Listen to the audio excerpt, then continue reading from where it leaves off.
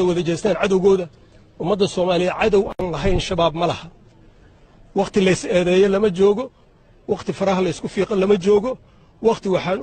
la joogaa aan meel uga soo jeesanayna cadowga ummadda Soomaaliyeed cadowga islaamka cadowga ummadda islaamka meel kasta ay joogaan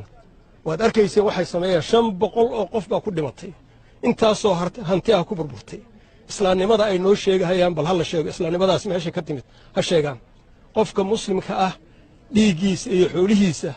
waa ka xaraam qofka kale inuu ku xadgudbo ayaguna dhiigeennii bay banaysteen siday dhiigeenna u banaysteen dhiigooda ha loo banayso ayaan qabaa anigu kuwii hadda wax dilahayay oo saddexda laga qabtay meeshaas ayagoo ka soo baxay meeshii waxaan jecelnahay dawladdu inay xukunka ku dedejiso inayna sii hilmaamin inay inta dhiigaan uu qoyan yahay ayagana dhiigooda la daadiyo ee shabeella la suro meydkooda in la suro sababtoo diintaana faraysa in la suro civilization iyo ilbaxnimo iyo Mareykan iyo Western baan eedeynaya ma sida islaamku nafarayo waa mufsidiin fil ardina waxa loogu tala galay in inta la salbiyo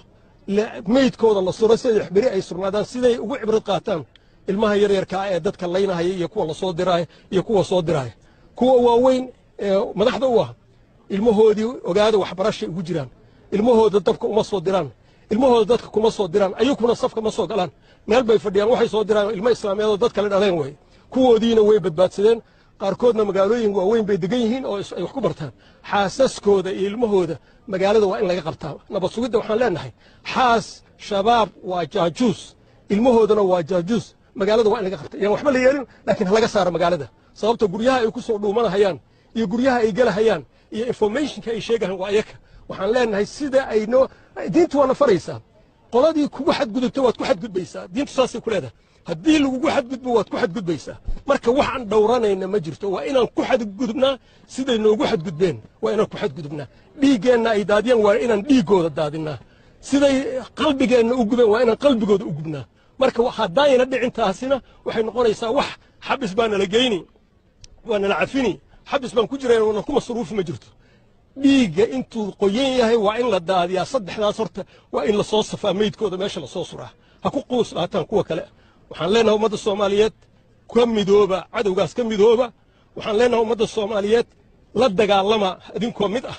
qabyaaladana iska daaya dadka hadda dhintay oo dhan qabiil kasta ku jira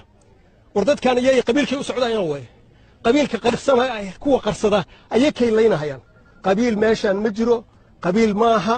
waa in ummadda dhan ay isugu tagtaa guri kasta waa inuu ogaadaa dariskiisa guri kasta waa inuu ogaadaa dadka la degan guri kasta waa inuu ogaadaa dadka soo gala waa inay sheegaan garaashyada baabuurta lagu diyaarinayo waa in la sheegaa waa in la og yahay waxaan rabnaa ummadda Soomaaliyeed inay arrintan ka midayso inay midayso waa midayn doontaa inay midayso waxaan leenahay ummadda Soomaaliyeed tacsi labaad tacsi saddexaad tacsi kuma jirayno waa inaan istifaacno xaq baan u leenahay inaan istifaacno sharafkeena iyo karaamadeenna iyo hantideenna iyo dhiiggeennaba inaan difaacno waa shanta diinta ay u soo degtay in aan dhiiggeenna lagu difaaco in maaragta hantideenna in cirdigeenna iyo sharafkeena lagu difaaco way marka waxaan leenahay ummadda Soomaaliyeed ku midoo arrinna midaysa inay noqotaan ilaahay ka baryaynaa ilaahay waxaan uga baryaynaa ummadda Soomaaliyeed inuu qulubtooda isu soo jeediyo ilaahay waxaan uga baryaynaa ummadda Soomaaliyeed inuu midowdo ilaahay waxaan uga baryaynaa ummadda Soomaaliyeed inuu ka dhigo ummad xoog leh ilaahay waxaan ka baryaynaa kuwii naga geeriyooday inuu jannadii siiyo ilaahay waxaan uga baryaynaa kuwa naga dhaawacan waxaan leenahay ummadda Soomaaliyeed dacdada antii hore ee tanba han noqoto mid ummadda Soomaaliyeed midaysa